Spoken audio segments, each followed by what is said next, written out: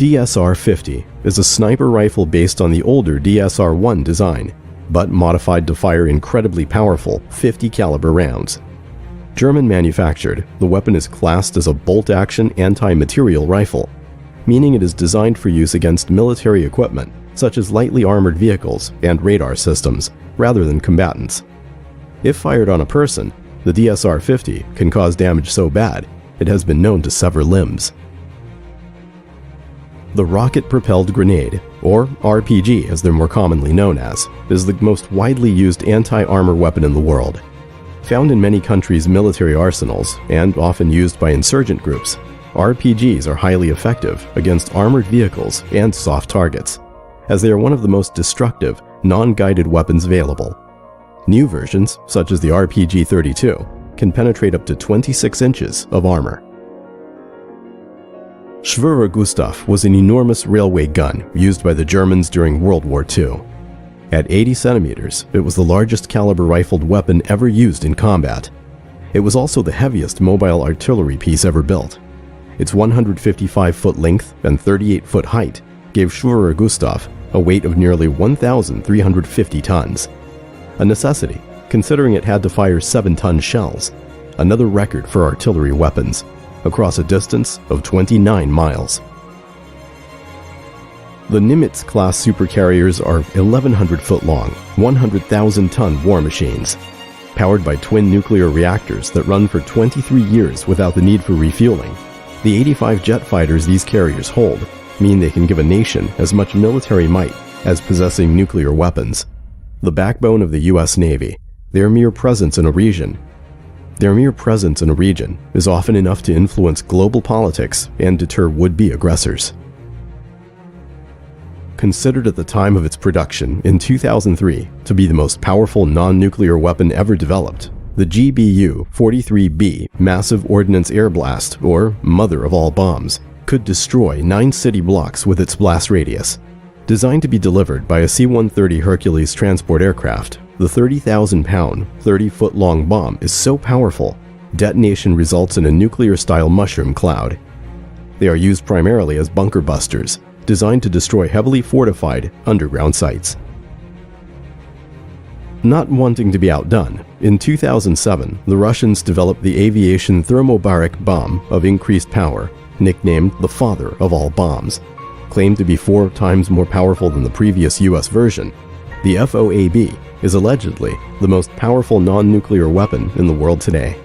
It yields the equivalent of 44 tons of TNT, making the blast similar to that of a small tactical nuclear weapon. When describing the effect of the bomb, Russian Deputy Chief of the General Staff Alexander Rushkin said, "All that is alive merely evaporates." Used by the US and the United Kingdom, the Trident II is one of the most powerful weapons systems in use today.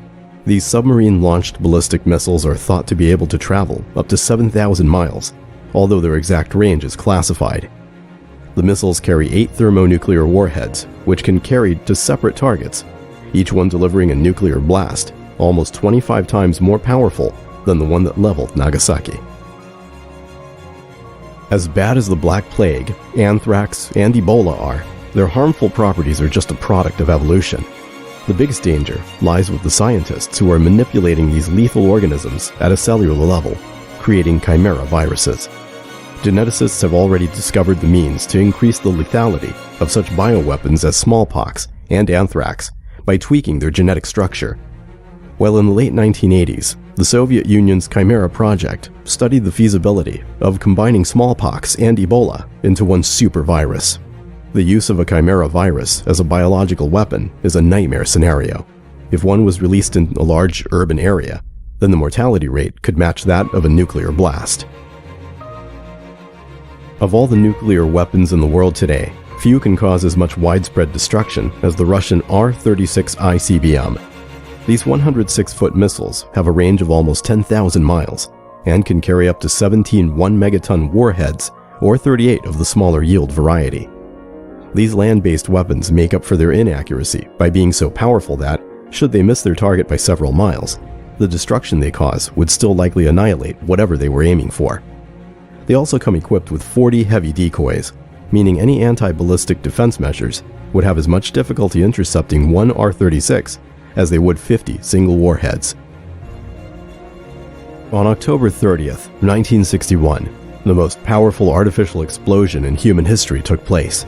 It was a test of the Russian AN-602 hydrogen bomb, known as the Tsar Bomba.